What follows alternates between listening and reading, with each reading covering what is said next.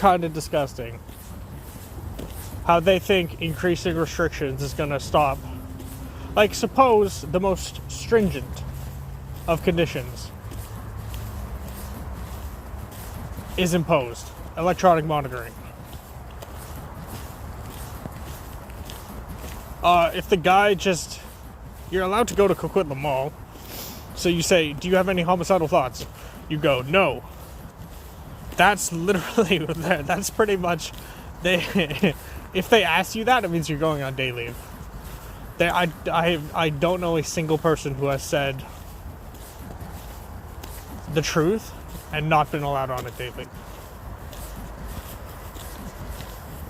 Also, I don't know a single person who has lied, and I planned on smuggling drugs into the hospital, and I just said no, and I wasn't allowed on day leave. I did so, and I overdosed. And if I had died, not a single member of the public would have known. Like, there are people who go to FPH to die. Lifers. There are 3 of them that I posted about in my... Well, speculatively. Blair Donnelly is one of them. Because I think it's so unjust that the staff are just so incompetent and negligent that they just don't want to actually... Because, you know, honestly, the rationale is like, if somebody's freaking out, it's paperwork. I had this in gym class in middle school when I fucked around. The gym teacher was like, I don't want to do the paperwork, honestly. And it's just how it is. We're paperwork and risk. And this is evident in how we're treated. Oh yeah, suppose we're put on electronic monitoring, like literal ankle braces. Do you think the police... I mean, the police physically could. There's a knife shop in the store. I mean, in the mall. There's a knife store in the mall. House of Knives is what it's called. You go pick up a knife, you go fucking stab somebody in Coquitlam Mall. Coquitlam Mall is like literally the #1 place of patients to go to. So how would electronic monitoring stop anything? I was on electronic monitoring for a year. When I was hospitalized for overdosing, the jail or central control, whatever the fuck the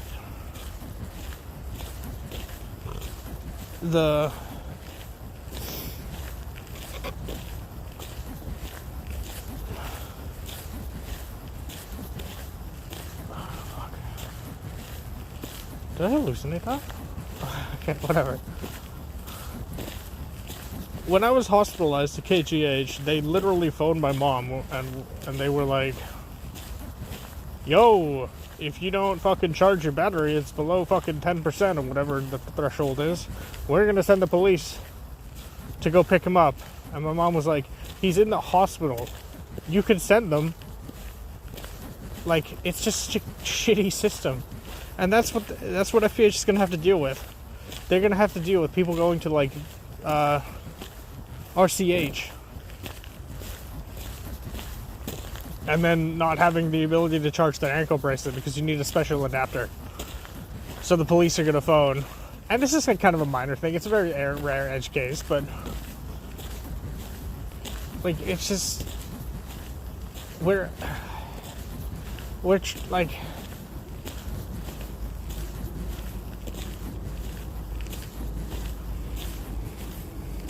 And I get that the average member of the public just thinks like crazy, insane. The two mix, maybe a drug addict too. Fuck him. But like, when it comes to like risk, we're like the least recidivistic populace on the planet, I believe.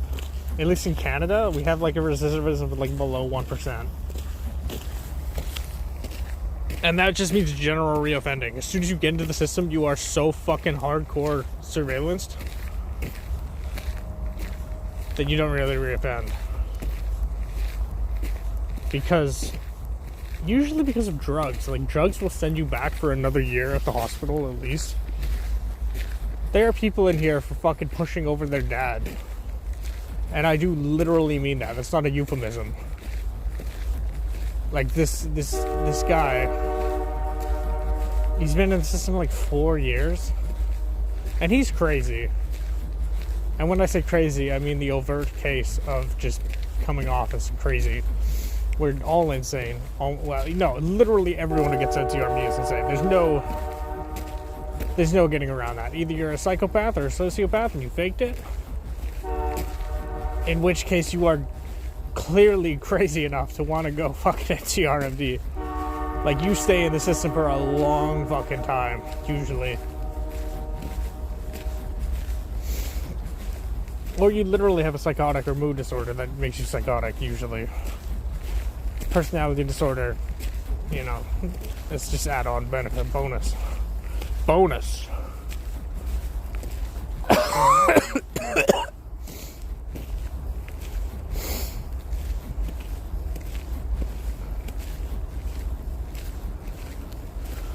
And back to Blair Donnelly, it happens fucking one time.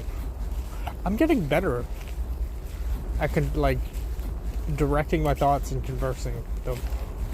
Monologuing them. I think, anyway.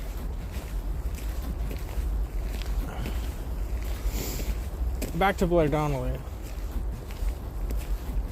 How many other cases do you know where this happened?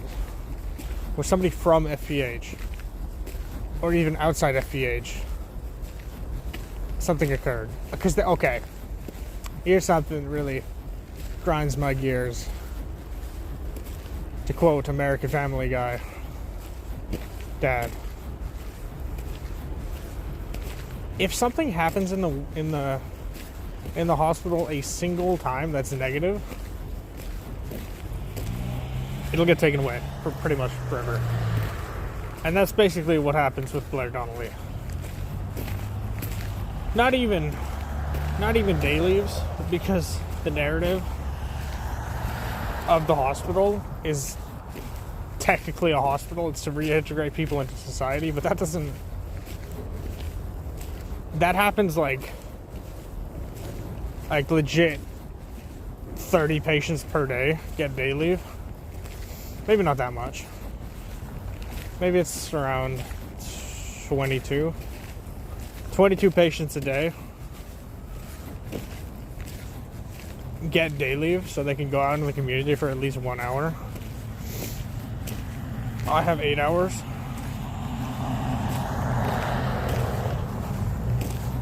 Goof. That word makes me laugh. And that's like 10% of the hospital at maximum capacity gets to leave the hospital for at least 1 hour a day. And there's a lot you could do in 1 hour. You could call a taxi. Well, what if you don't have a cell phone? You call using the unit phone. Like, it's not hard to just talk to a person, unless you're like, no.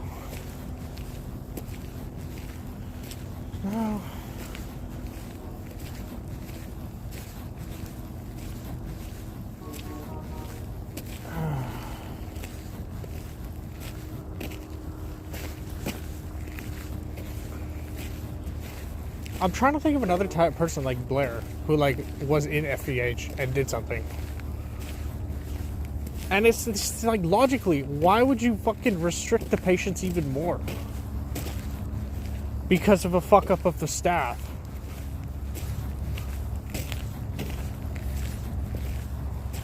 And I have sympathy. I have empathy. Which is generally not a thing for patients that are in the ncrmd system. It's not usually you don't have empathy. You just don't have empathy for people with the psychotic disorder. Why don't you just not hear voices, bro? Like, why don't you just not listen to them? I don't even fucking have voices, but like, why don't you just not be deluded? Would be even more salient as an argument.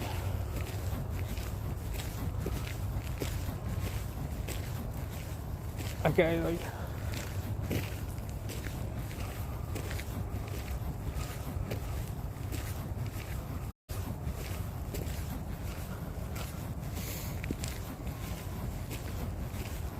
the only justification I could see rather, for limiting the patients even more, but like, kind of, because some patients aren't allowed by that doctor who I talk about.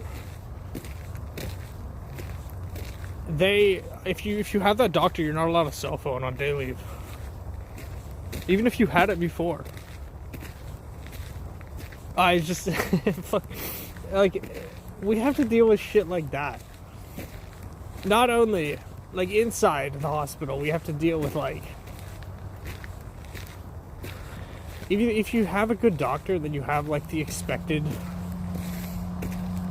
just kind of course where you jump through the hoops and you get better. I guess you get as best as you can. You don't even have to get better to get out of the hospital. You just have to jump through the hoops. Like, there are people who are just, every single time you talk to them, they will speak about a voice that they hear, which confirms a delusion. Like this one guy, I don't even know what he did. I don't really care. It's not really my problem. It's not my business. But he's back inside the hospital. And he will be like, yeah, my grandfather, or no, I used to work on the San Francisco Golden Gate Bridge. And it's like, that's a terrible example, but he would literally say shit like that.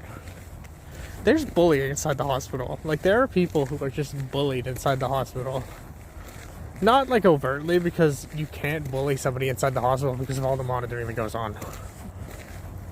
But there are people who are you just don't speak highly of. Sadly. And it's like, it's literally because they're crazy and nobody wants to put up with their crazy bullshit. And again, I should reference that crazy means overtly crazy. The fact that I say that just goes to show you that there's like the majority of people in the hospital either hide their illness or have it in a very minimal state. There's nobody in the hospital who doesn't have something going on. People just keep it in. Or they just, in my case, I don't really have it anymore. There will be like times where I get thought broadcasting or paranoia about spyware, and it's like, the thought broadcasting is a trigger. Not a trigger. Is a risk factor if it's left if it doesn't shut down. It took me 6 years of psychosis of thought broadcasting. Woo!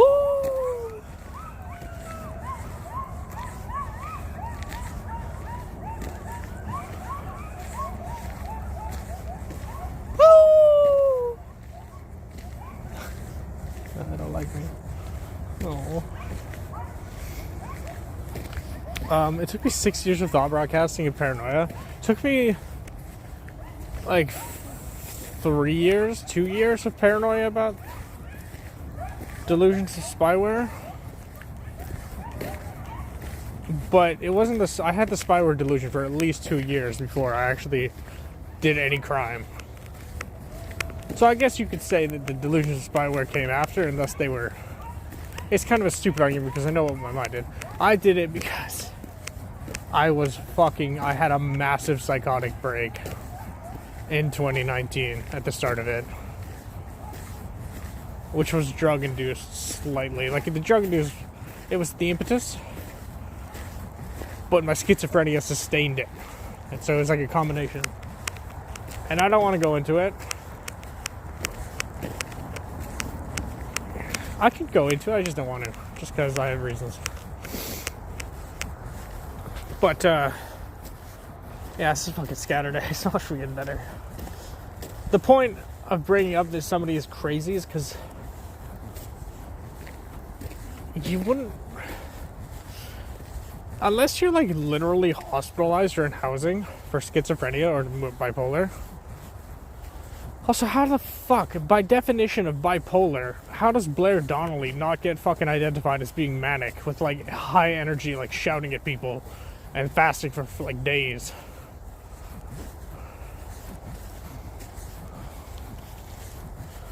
And, like, just the manic traits that just happen. Like, lack of sleep. He probably wasn't sleeping, but I guess they just didn't do the night check. I don't know, that's an assumption. What I based it on is fact. At least vicariously.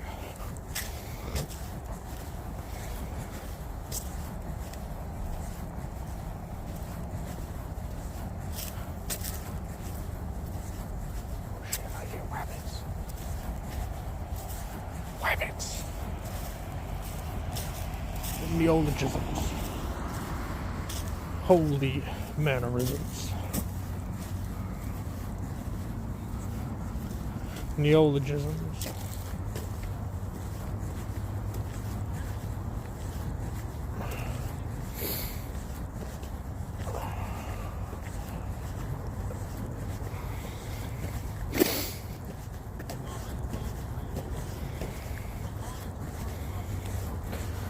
God damn, that fucking bump on my face got fucking bumpy. This is so awkward.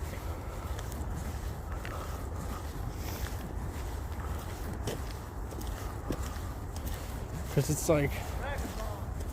Megadon! Fucking Megadon! He's a good guy.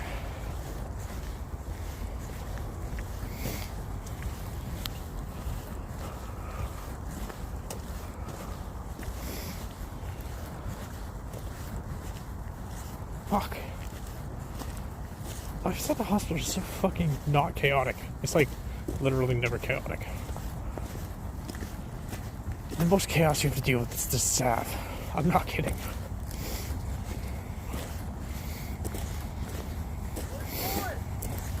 What? I'm just going for a walk. Yeah. What? Thank you, Joey. What are you doing? Oh yeah? How's that going? See you later. Yeah, see ya.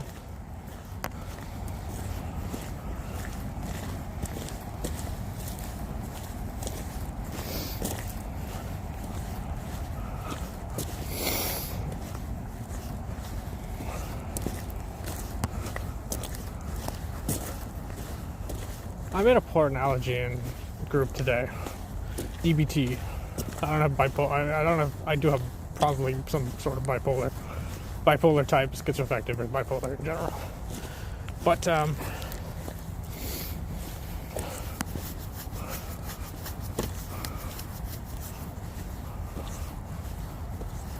they were like, compare yourself to somebody and see, like, to make the reference that you're doing better than them.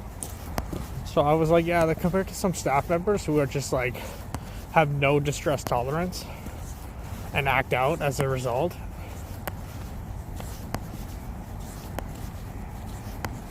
I can't identify that person because she actually has a heart. But if you were in the hospital and you were on a certain unit, you know who I was talking about. And it's sad because she has such a heart, but it's just like overshadowed by... redeemed herself in my eyes.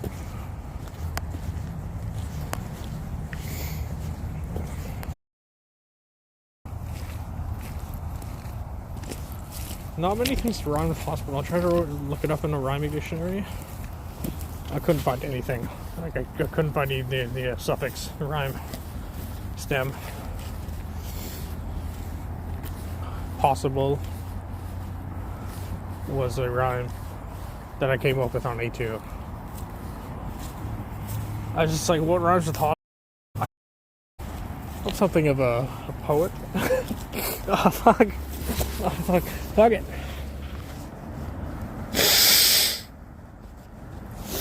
That's such a terrible habit. I don't really like doing that because it gets in my mustache. Kinda. It slightly does.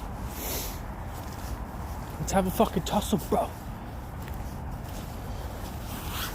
You know, the hospital is actually the safest fucking place.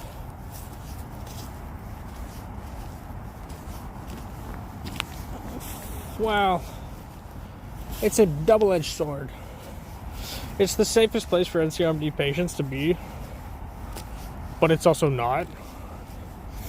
Because they're there. Some of them are there because they're unstable and they like physically attack people or like get manic and start stabbing people.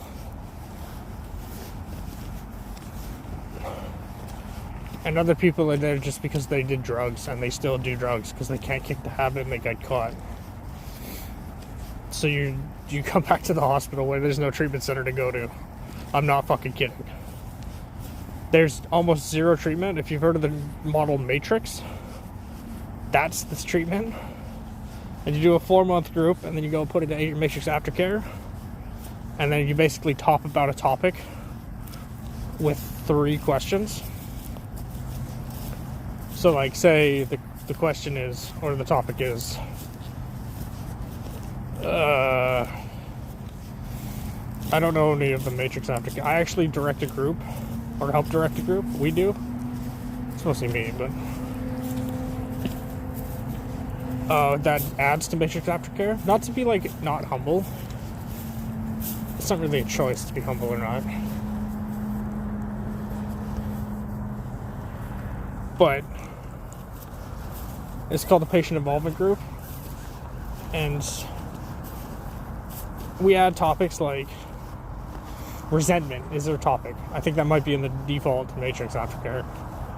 So there's 3 questions like, what does resentment do to you? What does it mean to you? And what do you resent anyone? Or something like that. Like 3 basic questions.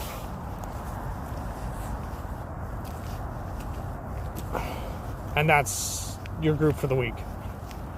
And that's your recovery. Now in terms of treatment centers, they used to have a lot more. The contract ended for all of them because the hospital was being too needy with their requirements. And it's even more embarrassing that the hospital... You might think that I'm like biased against the hospital. I fucking love the fact that I came to the hospital. Like, it's so good that I'm still alive. I don't expect you to understand that feeling, but like... Anyway, I'm just telling you the truth about it. What's it... Like... I don't think I've exaggerated anything. I don't even identify the people that are making it, like, awful. Like, the entirety of Golden Willow. That one's kind of conjecture. No, it's true. Even the staff know that. The staff member I talked to the other day, yesterday, or the day before that, she was like, I asked her, I was like, what makes this place so toxic? She was like, the people in Golden Willow is the administration building. And the people in Golden Willow don't do anything to get rid of the evil, like, not evil, no, nothing's evil. I've learned that. It's not really... It's kind of a dual term, but it's kind of... I'm not a big fan of duality. Okay, because of my... You can tell because of my...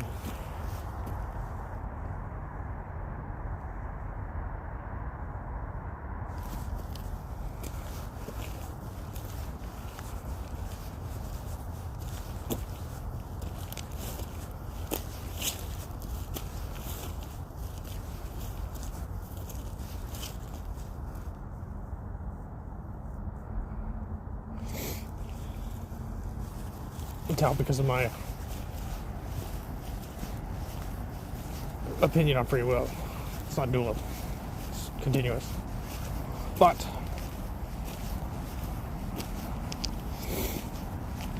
So she said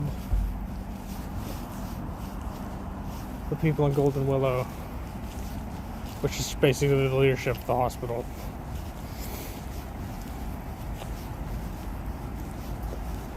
they just they don't really give a fuck about what happens to the patients. And that's intentional because they're risk adverse. Like, they put this public safety, like, it is literally public safety first. There is no fucking chance you think this is patient-centered if you actually work inside the system. And this is some fucking, I know social workers, case managers as they call them in the community. They literally quit because it's just so not worth fucking working in the system. Like, it's so awful. Social workers here don't usually quit, I don't think. I can't think of one, but I can think of one in Prince George. Anyway, I talked to another staff member who worked at Surrey Memorial, and I asked him the same question. I was like, why do you think it's so toxic? He's like, because you see progress. Oh no, because it's so busy at RCH. Because you have a constant influx and efflux of patients who come in sick as fuck, leave fairly well off. But here you are locked in here for at least a year, almost all of the time. With visit leaves being optional and 6-month custody orders being the second option out of like a variety of custody orders, but usually it's either one, it's 1 year and then 6 months occasionally. Rarely, actually. I tried to go for a 6-month, and I said it would put pressure on my treatment team to get me out. I have moved to Hawthorne, which is the minimum security, but I retained my 8-hour day leaves every single day. And I literally, besides opening up to my psychiatrist, nothing has changed. Like, I'm still here, doing the same thing. I have been for over half a year.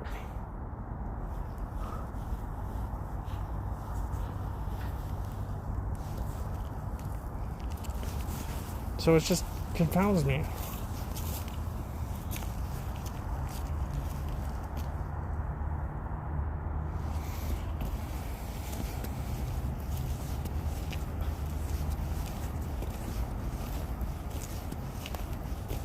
But it doesn't. I mean, the hospital's frustrating. Because vicariously, my friend has to deal with all the bullshit. Like, just recently, I can't really explain that easily. He was on a custody order instead of a restriction of liberties, which means he can apply for privileges, just like a normal patient at the hospital. Because if you're under a restriction of liberties, that means you've breached. And you're awaiting a review board to determine the status of your life. So you either get a custody order in the hospital, or you go back on a conditional or visit leave. I don't really understand I don't know. Either way, his lawyer was like, yeah, I don't think you're on a restriction of liberties. And he was like, yeah, I don't think I am either. So he talked to the PCC, and the PCC messaged Golden Willow, and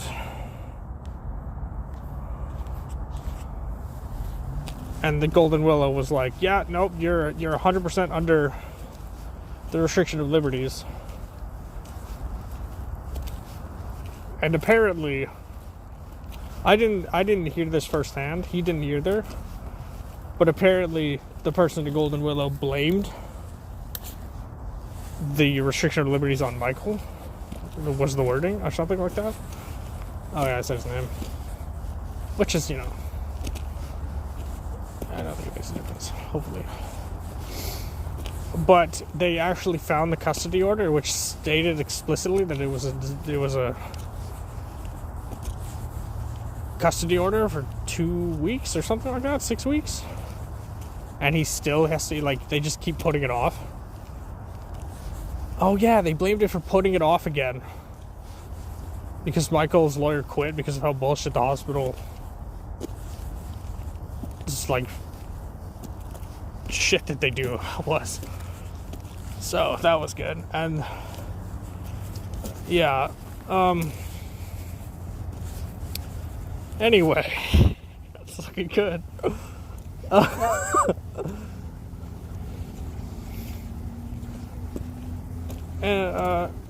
And then so they took the disposition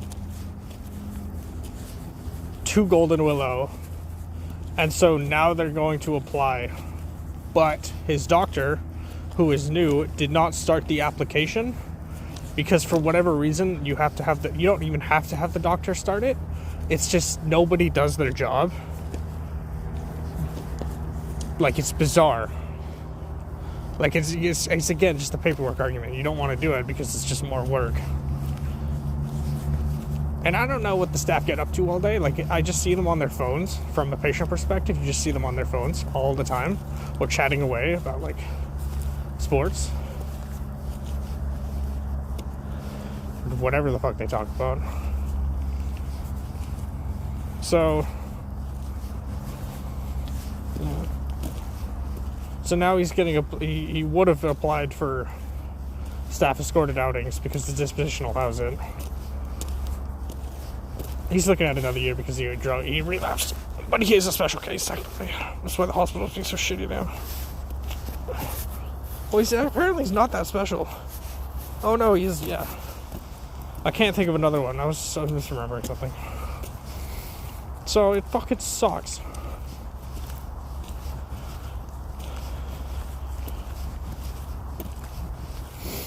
But it is life inside the hospital. You don't have control. They will offer nothing else to treat you. Except maybe a group every year. Because there's no staffing. The counselors aren't staffed. So they don't really run groups. So you're kind of fucked if you can't get medicated. And psychiatrists are actually trained to do therapy. But they don't here. I don't know why. Maybe because they don't think it's worth it. Doesn't really surprise me.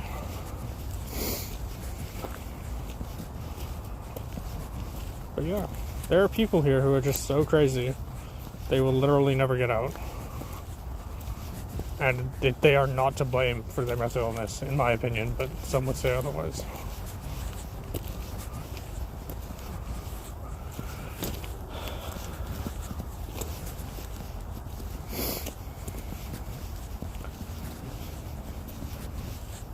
And they're not really that much of a risk.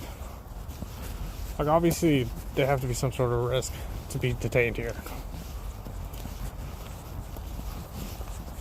But I'm glad they're so crazy that they don't have awareness to their mental illness. So it keeps them happy, like it did for me.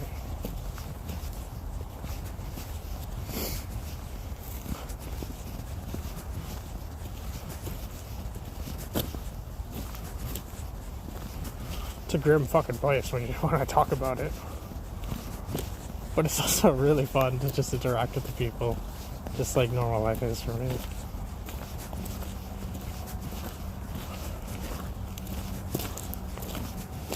Like, I love talking to people, regardless of status.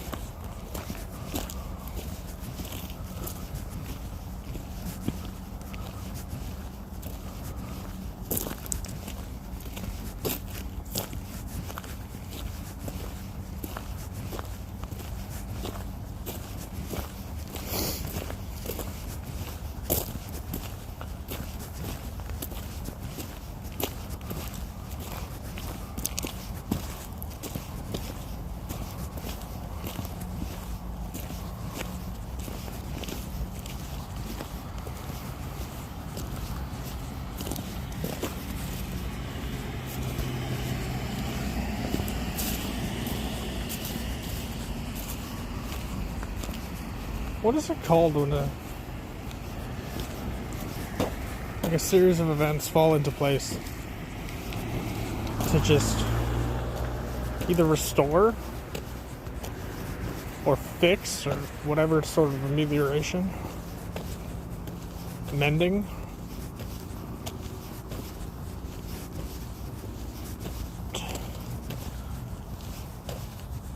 To insert positive fixing verb here, a person's life or a person's situation.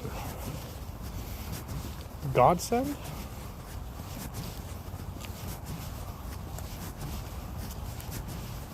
I don't know. Sometimes this happens here. It's really beautiful. It's really beautiful. Most of the time it doesn't.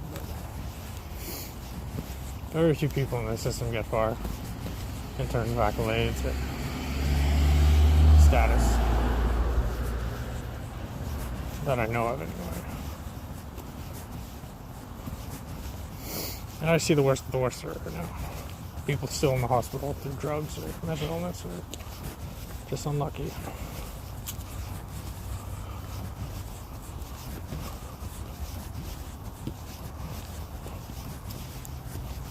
Gambling ad. Why do we have those? Because they pay like a lot of money. I think there's government should tax vices. Okay, I'm going. Bye.